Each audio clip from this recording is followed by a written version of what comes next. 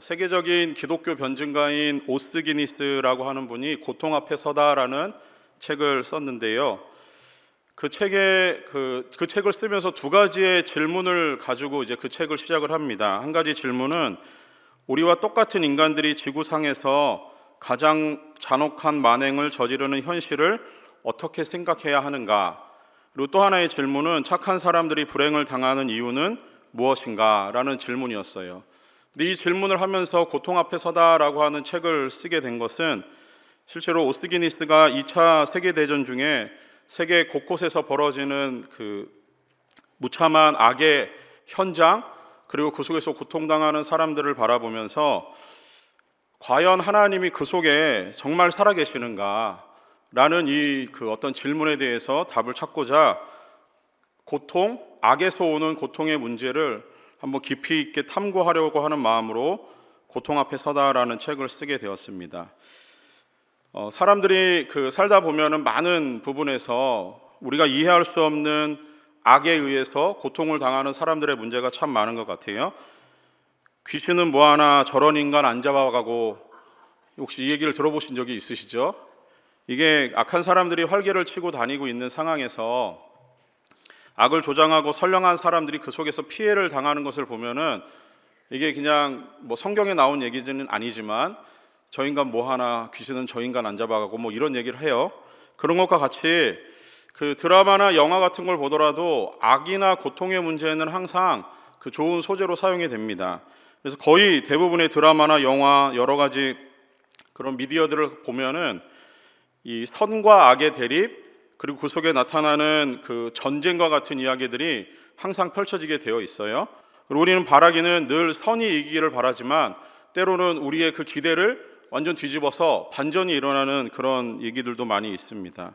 어찌됐건 그 모든 이야기들을 놓고 봤을 때 우리 주변에서 언제나 이런 악에 의해서 다가오는 고통의 문제가 우리의 삶에 가까이, 피부 가까이 그것이 느껴지기 때문에 이런 것들이 여러 소재로 잘 사용이 되고 사람들은 거기에 매료되어서 그 소재가 있는 영화나 드라마를 많이 보는 것은 아닌가라는 생각을 하게 됩니다. 자, 이런 현실에 대해서 성경도 우리에게 말씀하는 바가 있는데 디모데후서 3장 1절 말씀에 너는 이것을 알라 말세에 고통하는 때가 이르러 라는 말씀으로 사도 바울이 그의 아들과 같은 디모데에게 그 다음에 이어지는 2절에서 4절의 말씀에서 왜 말세가 되면 사람들이 고통을 하게 되는가에 대한 원인을 이렇게 이야기를 합니다. 디모데후서 3장 2절에서 4절 말씀에 사람들이 자기를 사랑하며 돈을 사랑하며 자랑하며 교만하며 비방하며 부모를 거역하며 감사하지 아니하며 거룩하지 아니하며 무정하며 원통함을 풀지 아니하며 모함하며 절제하지 못하며 사나우며 선한 것을 좋아하지 아니하며 배신하며 조급하며 자만하며 쾌락을 사랑하기를 하나님 사랑하는 것보다 더하며 라는 거예요. 세상에 종말이 가까우면 가까울수록, 주님 오실 날이 가까우면 가까울수록 이 세상에 악이 팽배하게 되는 이유 중에 하나를 사도 바울은 이렇게 보고 있는 거예요. 쾌락을 사랑하는 것이 하나님 사랑하는 것보다 더하기 때문에 이 세상은 그렇게 끌어넘치는 악의 문제가 쌓일 수밖에 없다라고 하는 거죠. 그런 관점에서 우리는 이 땅을 살아가면서 하루하루의 삶은 어떻게 보면은 우리 주님이 오심을 조금 더 가까이서 맞이하는, 그렇게 마주하는 삶이 아닐까라는 생각을 합니다. 그러면은 성도들은 어떻게 악의 문제를 처리해야 할 것인가? 오늘 본문이 우리에게 그 귀한 지혜를 주고 있습니다. 오늘 성경은 우리가 요셉의 이야기로 시작되는 본문으로 알고 있습니다. 요셉은 어린 시절은 아버지 야곱의 편애를 받으면서 채색 옷을 입고 본인 스스로는 만족하고 행복한 삶을 살았어요. 그러나 아버지 편애가 요셉의 형들에게는 요셉을 미워하고 시기하게 만드는 원인이 되었고, 그 미워하는 마음, 시기하는 마음에 사탄이 그 틈을 노리고 파고듭니다. 요셉은 아버지의 심부름으로 형들이 양을 치는 현장으로 찾아가게 됩니다. 그런데 마음에 이미 미움과 시기를 가지고 있는 형들은 언제나 늘 요셉을 바라보면서 복수를 꿈꾸고 있었던 것 같아요. 그렇게 요셉이 홀로 남겨져 있는 그 시점에 요셉을 구덩이에 가두게 되고 이제 그를 죽이려고 하는 그런 음모를 꾸미게 됩니다. 그런데 차마 그 동생을 죽일 수 없어서 이스마엘 상인에게 은 20에 팔아 넘기게 돼요. 그러면서 동시에 이 형들은 아버지 야곱에게 아버지를 속이기 위해서 요셉이 짐승에 의해서 찢겨 죽었다라고 하는 거짓말을 저지르게 됩니다. 이 악이 개입하게 되면서 요셉의 인생은 끊임없이 끝없이 추락하는 삶을 보여줍니다. 요셉은 애굽으로 끌려가서 보디발의 집에서 노예 생활을 시작을 했습니다. 아버지 야곱이 입혀줬던 채색 옷이 벗겨지고 노예의 옷으로 갈아입고 그의 삶은 비참한 삶을 살게 돼요. 더불어 편애하던 아들을 잃은 야곱의 삶도 큰 슬픔 가운데서 그의 인생의 말년을 보내게 되는 장면들을 성경이 기록을 합니다. 요셉과 야곱의 삶은 악이 펼쳐놓은 처참하고 비참한 그 삶을 맞이하게 되었습니다. 또 사탄의 도구가 되어서 악한 마음으로 이 어떤 적극적인 악을 행동했던 이 형들의 삶에 대해서 우리는 좀 들여다볼 필요가 있는 것 같아요. 물론 성경은 요셉의 여러 가지 이야기들을 기록하면서 요셉에게 그런 악을 저지른 형들의 마음에 대해서는 일단 침묵을 해요. 그렇지만 성경을 가만히 들여다보면은 동생을 인신매매해서 팔아넘기고 아버지를 죽인 그 형들을 아버지에게 그 속이는 과정들을 저지른 이 형들에 대해서 그들의 범죄가 심상치 않음을 이야기하고 있습니다. 그것이 창세기 45장 3절 말씀에 보면 이렇게 기록을 합니다. 요셉이 그 형들에게 이르되 나는 요셉이라 내 아버지께서 아직 살아계시나이까? 형들이 그 앞에서 놀라서 대답하지 못하더라라는 거예요. 자, 이게 어떤 장면이냐면 이제 요셉이 형들을 처음으로 내가 요셉입니다라고 밝히는 장면이에요. 오랜 시간 동안 떨어져 있었어요. 형들은 요셉이 죽은 줄 알았을 겁니다. 그의 생사를 확인할 수 없는 순간이었는데 요셉이 그 앞에 탁 나타나서 하는 말이 나는 요셉입니다 라고 하는 거예요. 그러면서 아버지의 생사를 물으시죠. 요셉의 이름을 듣는 순간 형들의 마음은 공포와 두려움 그 자체였습니다. 방금 읽은 45장 3절 말씀에 놀라서 형들이 앞에서 보이는 반응이 놀라서 대답하지 못했대요. 이게 얼마나 놀랐는지 마치 겁에 질려가지고 그 다음 생각, 그 다음 행동이 무엇인지를 도무지 상상할 수 없는 그냥 그 자리에서 꼼짝없이 얼어붙고 마는 그 형들의 모습을 놀라서라고 하는 이 단어 속에 담겨 있습니다. 그들은 무엇을 생각하거나 어떤 대답을 해야 될지 전혀 모르고 있는 그렇게 갑작스럽게 맞닥뜨리는 공포와 두려움을 겪고 있는 상황이었어요. 형들은 요셉의 생사조차 확인하지 못하고 지내왔고 그동안 아마 형들에게 있어서 요셉이라고 하는 이름 자체는 그들 사이에서는 금기어였을 겁니다. 절대 얘기해서는 안 되는 이름. 요셉은 그런 형들을 가까이 오라고 부릅니다. 나는 당신들의 아우 요셉이니 당신들의 애굽의 판자라 라고 하면서 가까이 오라는 거예요. 그때 형들의 마음은 어땠을까요? 그 마음이 편했을까요? 두려워서 아무 반응도 보이지 못하고 어떤 대답도 하지 못했던 형들에게 요셉이 나는 당신들이 애굽의 판자라 라고 하면서 가까이 오라고 합니다. 그런 형들에게 자신의 그 어떤 정체성을 밝히고 나서 형들의 마음은 아마 지옥이었을 겁니다. 이제 내가 죽는구나. 내가 이제 애굽의 총리인 저 요셉 앞에서 내가 죽는구나 라고 생각하는 그 순간 요셉은 두려움에 쌓이고 공포에 질려있는 형들을 그 마음을 헤아리기라도 하듯이 이어지는 5절 말씀에서 45장 5절 말씀에서 당신들이 나를 이곳에 팔았다고 해서 근심하지 마소서, 한탄하지 마소서. 하나님이 생명을 구원하시려고 나를 당신들보다 먼저 보내셨나이다. 이렇게 그들의 마음을 위로해요. 요셉이 극심한 공포와 두려움에 쌓인 형들에게 근심하지 말고 한탄하지 말라는 거예요. 한탄하다라고 하는 이 표현은 스스로 화를 내다라고 하는 표현인데 이런 거예요. 그 상황과 공포 속에서 자신들이 저질렀던 지난날의 삶을 순식간에 반성하고 그것이 얼마나 잘못한 것을 깨달은 것에 대해서 마음에 극심한 어떤 어려움이 왔을 거예요. 그것에 대해서 요셉이 하는 얘기는 한탄하지 말라는 거예요. 스스로 자책하지 말라는 겁니다. 요셉은 형들에게 자신에게 저지른 극악한 범죄의 사실 때문에 스스로에게 화내고 스스로를 그렇게 만들지 말라는 얘기를 하는 거예요. 형들은 자신들이 저지른 범죄로 인한 공포와 그 두려움 때문에 자책하고 있었지만 요셉은 이 모든 일이 하나님이 버리신 하나님의 선한 계획이라고 그들에게 말씀을 하며 하나님이 하신 일임을 인정을 합니다. 요셉은 형들의 마음을 위로하면서 이어지는 45장 7절 말씀에서 이렇게 말씀해요. 하나님이 큰 구원으로 당신들의 생명을 보존하고 당신들의 후손을 세상에 두시려고 나를 당신들보다 먼저 보내셨나이다 라는 거예요. 요셉은 이 모든 일은 하나님이 큰 구원을 위한 준비였다라고 하는 거죠. 형들의 악한 의도나 범죄한 사실은 결국 하나님의 큰 구원을 이루기 위한 하나의 도구로 사용되었다라고 하는 것을 요셉이 당당하게 형들에게 위로하며 밝힙니다. 요셉의 마음에는 형들을 미워하고 시기하는 마음이 없어요. 저지른 죄에 대해서 그것을 캐물으려고 하는 마음이 아닙니다.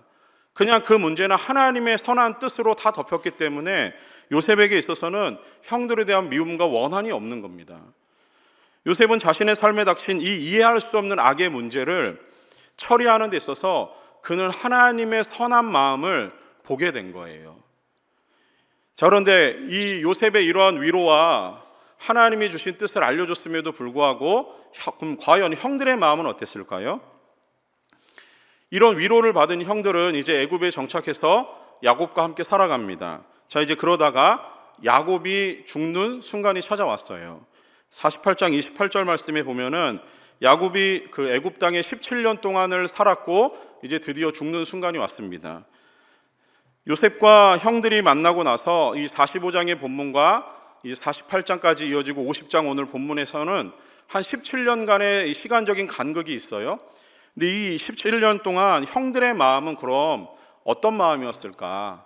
형들은 과연 요셉이 했던 그 용서를 100% 이해하고 그것을 받아들이고 그 속에 존재하는 하나님의 선한 뜻을 이해하고 그 뜻에 순종하며 살아갔을까?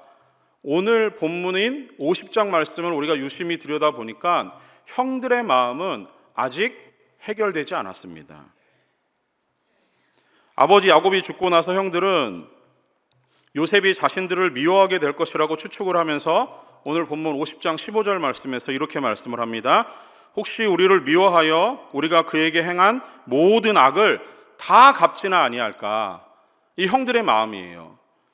지금 형들은 무슨 생각을 하고 있냐면은 요셉이 살아 생전에 야곱이 살아 생전에 살아 있었기 때문에 야곱이 방패막이가 돼서 우리들을 해치지 않았을 것이다 라는 생각을 하는 거예요.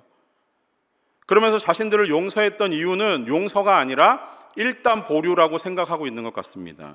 형들의 마음에는 과거에 지은 죄로 인해서 여전히 그들은 죄책감에 시달리고 있는 모습이죠. 그들의 마음에는 평안함이 없습니다. 요셉은 다 용서했지만 형들은 그렇지 못했어요. 그 늘 죄에 대한 강박이 그들의 마음을 불안하고 불편하고 초조하고 근심하게 만들고 있었습니다. 형들은 과거의 악에 대해서 여전히 처리하지 못하고 하나님의 선한 뜻이 무엇인지를 보여줬음에도 불구하고 그들은 여전히 불편한 마음으로 죄에 대한 죄책감에 무거운 짐을 지고 불안한 삶을 17년 동안 살아왔던 거예요. 이것이 전형적인 죄인이 가지고 있는 마음의 상태, 그 삶의 모습 아니겠습니까? 악에 가담하여서 죄를 지은 죄인은 화해와 용서에서 오는 참된 자유를 누리지 못합니다. 자신이 지은 악이 여전히 자신의 삶에 또 다른 복수의 형태로 나타날 것에 대해서 두려워서 떨고 있는 모습으로 그의 삶을 살아가고 있을 뿐인 거예요. 형들은 요셉의 용서의 근본적인 힘이 하나님의 놀라운 뜻에 있었음을 그 형들은 깨닫지 못하고 있는 거죠. 형들은 요셉의 인생을 무참히 짓밟았던 악의 모든 형태들은 하나님이 선으로 바꿨다는 것에 대해서 그들은 이해하지 못하고 있는 거예요. 여기서 우리는 언제든 우리의 삶에 끼어들지 모르는 악에 대해서 그럼 우리는 어떤 태도로 이 악을 바라봐야 될 것인가? 우리 주변에 펼쳐져 있는 여러 가지 악의 형태들을 통해서 우리는 그런 어떤 시선으로 이것들을 바라봐야 될 것인가? 오늘 본문의 말씀에 형들의 시선과 요셉의 시선을 통해서 우리에게 주시는 지혜를 붙들기 원합니다. 먼저 형들의 시선을, 악을 바라보는 형들의 시선을 한번 보세요. 형들은 자신들의 인생이, 그 인생의 주인이 누구인지를 그들은 별로 그것에서 자신이 없어 보여요. 요셉의 판단에 의해서 주도되는 삶인 것인지 아버지 야곱에 의해서 방어막을 쳐놓고 사는 인생인지 그들에게 있어서는 그것에 대한 분명한 해답이 없습니다. 그도 아니면 온 우주의 창조주시고 통치하신 하나님의 손에 의해서 주도되는 삶인지 그들은 스스로 판단하지 못하고 어떤 길을 가야 될지 망설이고 있는 모습이에요.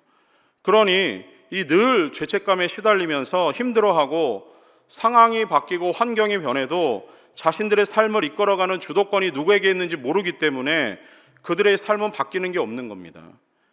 그렇게 환경과 상황에 지배를 당하면서 살아가니까 주변의 것들에 온갖 신경을 곤두세우고 살아가야 되는 거예요. 실수해도 안 되는 거예요. 실패는 더더욱 안 되는 겁니다. 언제나 스스로 자신의 삶에 펼쳐져 있는 상황과 환경을 완벽하게, 완전하게 조율하면서 통제해야만 된다라고 생각하는 거예요. 그러다 보니까 늘 불안과 초조함으로 주변의 모든 상황을 주시하고 그것들을 바라보는데 연연히 다른 생각이 없기 때문에 여유가 없는 삶을 살게 됩니다. 이런 삶을 사는 사람이 엄청난 스트레스를 감당하며 살아간다라고 하는 게 얼마나 힘들겠습니까? 그러니 결국 마음의 병이 생기는 거예요. 우울증, 조울증, 정신질환과 같은 것들에 시달리면서 마침내는 비참한 인생을 살아가는 거죠. 이유는 삶의 주도권이 어디에 있는지 모르기 때문인 거예요. 평안이 없습니다. 스스로 위로하듯이 내 힘으로 살아야 된다라는 강박 속에서 힘겹게 살아가는 거예요. 이런 사람이 자신의 삶에 예고 없이 끼어든 악에 대해서 생각할 수 있는 처리 방법은 딱 하나일 거예요. 자신은 자신에게 펼쳐져 있는 악의 문제를 스스로 해결해야 된다라는 생각을 할 겁니다. 당한 것보다 더 크고 심각하게 피해를 입혀야만 성공한 것이라는 복수를 꿈꾸게 되는 거예요. 이 당연한 죄인의 마음이 그렇게 흘러가는 겁니다. 그러다 보면은 점점 더 깊은 죄악의 구렁텅이로 죄악의 웅덩이에 빠져서 거기서 헤어나오지 못하는 그런 꼴이 되고 말 겁니다. 이게 악을 제대로 처리하지 못하는 형들의 시선에서 바라보는 악의 문제라고 하는 거예요. 그러면은 요셉은 자신 앞에 펼쳐져 있는 악의 문제를 어떻게 처리했는가? 요셉을 보십시오. 형들에 의해서 인신매매 당하고 보디발의 아내에 의해서 오해를 받아서 죽을 위기에 처해졌습니다. 억울하게 감옥을 전전긍긍하면서 비참한 인생을 살았어요. 버림받고 처참하게 찢겨진 삶입니다.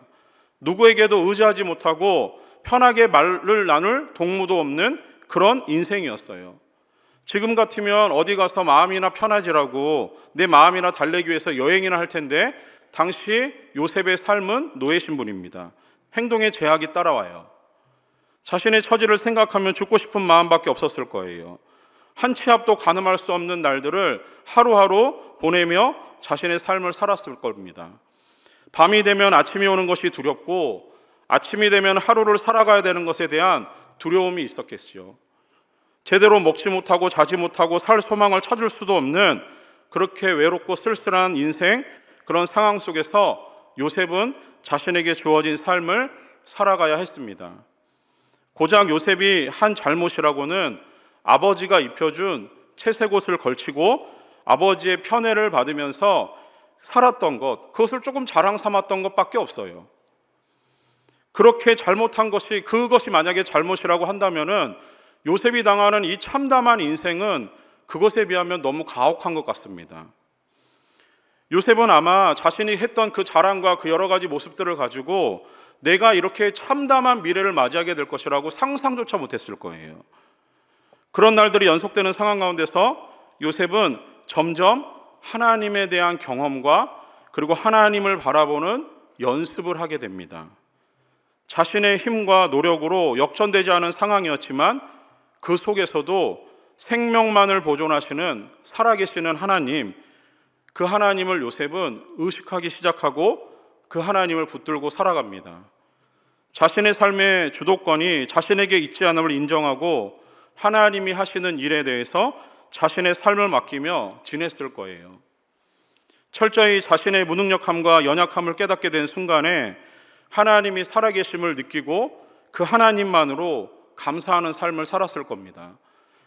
자신은 아무 가치 없고 살 소망조차 없는 불쌍한 인생인데 그런 자신을 여전한 눈으로, 사랑의 눈으로 바라봐 주시고 또 힘 주시고 능력 주시는 그 하나님을 요셉은 의식하며 살아갔습니다. 자신에게 채색옷을 입혀주고 편애하던 육신의 아버지인 야곱이 자신을 지켜주고 보호하는 그 주체가 아니라 자신의 삶은 살아계신 하나님이 지켜주는 삶이라는 것을 요셉은 깨닫게 되었습니다. 요셉이 처음부터 이런 성품을 지니고 있어서 그 하나님이 자신의 삶을 통해서 일하시고 붙들어 주신다라고 하는 것을 믿었던 것은 아니에요. 아시다시피 요셉은 처음에는 자기 중심적이고 또 아버지의 편애를 받다 보니까 다른 사람을 잘 이해하지 못하는 철부지였습니다. 자, 그런데 어느 순간 자신의 삶에 끼어든 이 악을 바라보면서 그의 시선과 그의 믿음이 달라지기 시작한 거예요.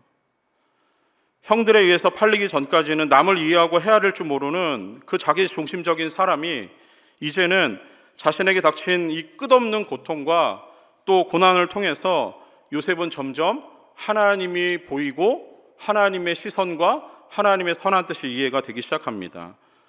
엄청난 충격적인 사건들 앞에서 철부지 같고 자기 중심적인 그런 모습을 가진 자아가 깨지기 시작하는 거예요. 그러면서 점점 하나님께서 하나님의 사람으로 다듬어 가시고 그를 완성시켜 나가는 시간으로 하나님이 그와 함께 하신다라는 경험을 요셉이 하게 됩니다.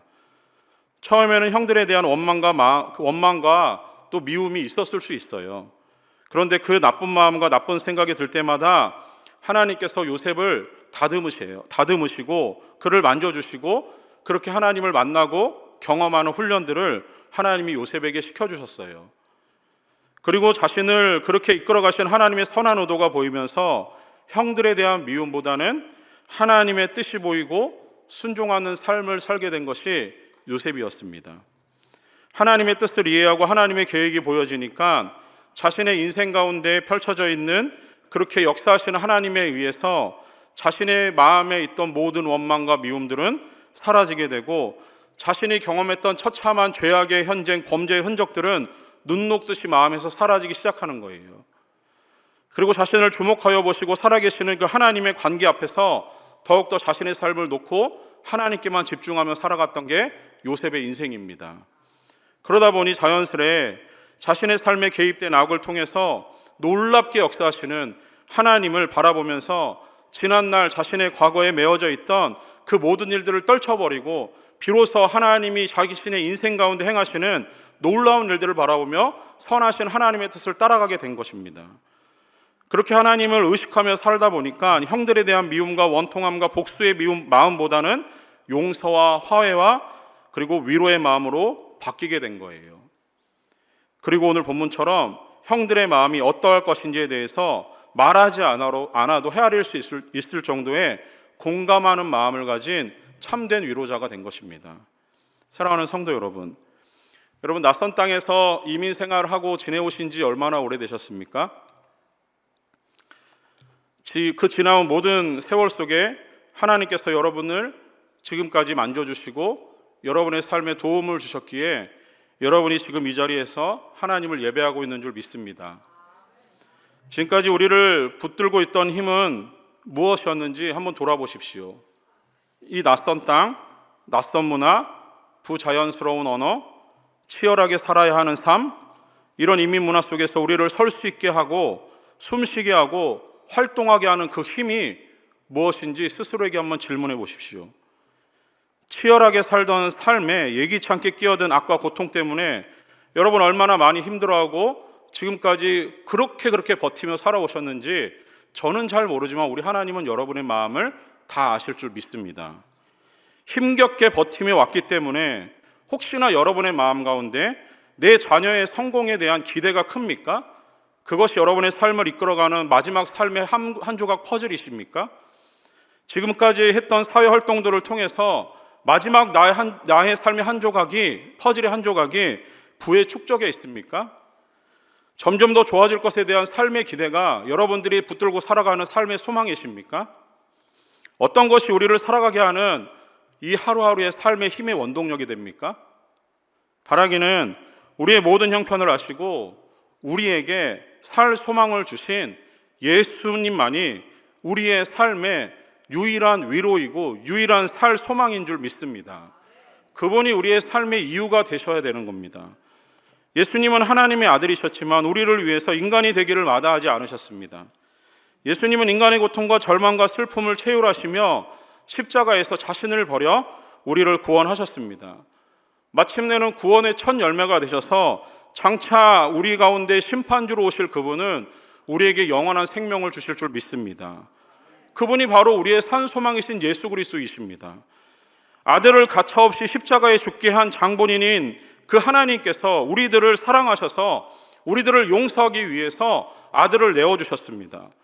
그리스도는 그 내어줌에 끝까지 순종하신 분이십니다. 악을 처리하는 것은 끝없이 넘쳐 흐르는 분노에 사로잡힌 완전한 복수의 계획이 아니라 하나님에 대한 시선의 회복이며 우리를 끝까지 사랑하시고 끝까지 원수도 사랑하시는 하나님의 그 사랑의 마음에 하나님의 아름다운 용서의 마음이 놓여 있는 줄 믿습니다. 여러분이 과연 예수 그리스도의 사랑을 믿고 그분을 따라가는 하나님의 백성이고 예수 그리스도의 제자라고 한다면 여러분이 이 땅을 살아가면서 갑자기 끼어든 악의 문제와 여러분의 삶에 이해하지 못하는 고통의 문제를 어떻게 바라봐야 되는지 오늘 우리에게 주시는 이 본문의 말씀을 통해서 소망을 누리시길 소망합니다. 사랑하는 성도 여러분, 죄악이 팽배한 세상에서 오직 우리를 향하신 하나님의 뜻, 또 우리를 향하신 하나님의 소망은 끊임없는 줄 믿습니다. 악이 넘쳐나는 세상 속에서 살면서 당장이라도 악이 손을 뻗어서 우리의 삶을 위협하고 또한 그것으로 인해서 삶이 비참해지고 더 나아가서 우리의 처해 있는 환경이 처참해지는 상황을 맞닥뜨린다 할지라도 그리고 우리의 그 삶의 모든 악이 우리의 삶을 집어삼킨다 할지라도 오직 하나님만 바라볼 수 있는 우리 성도님들 되기를 소망합니다. 그렇게 주님의 편에 서서 끝까지 악을 악으로 갚지 아니하고 우리에게 주신 이 삶을 하나님의 위대한 뜻을 향해서 붙들고 살아갈 수 있는, 그렇게 해서 끝내 마침내 선으로 승리해내는 위대한 하나님의 백성을 될 수 있기를 간절히 소망합니다. 기도하겠습니다. 사랑의 하나님 아버지, 우리는 이 땅을 살면서 다 이해하지 못하는 여러 가지 일들이 우리의 삶에 첩첩히 겹쳐 있는 것을 바라봅니다. 하나님, 그러나 그 속에서도 하나님은 우리의 삶을 허투루 바라보지 아니하시고 모든 것을 하나님의 영광을 위해서 사용하여 주시는 그 놀라우신 하나님임을 오늘 말씀을 통해 다시 한번 깨닫습니다. 하나님, 우리를 그 속에서 불러주시고 우리를 사용해 주시고 우리를 사랑해 주셔서 감사합니다. 악을 악으로 갚지 않고 하나님의 뜻에 순종하는 믿음을 더하여 주시고 악을 처리하는 우리의 시선은 언제나 하나님의 기쁨을 위해서, 하나님의 즐거움을 위해서 이 땅에서 살아갈 수 있도록 은혜를 베풀어 주시옵소서. 하나님, 내 주변에 펼쳐져 있는 소망 없는 것들에 마음 두지 않게 하여 주시고 하나님만 바라보며 하나님께만 소망을 두고 살아갈 수 있는 믿음의 사람들 될 수 있도록 인도하여 주시옵소서. 주 앞에 감사하며 예수님의 이름으로 기도합니다. 아멘.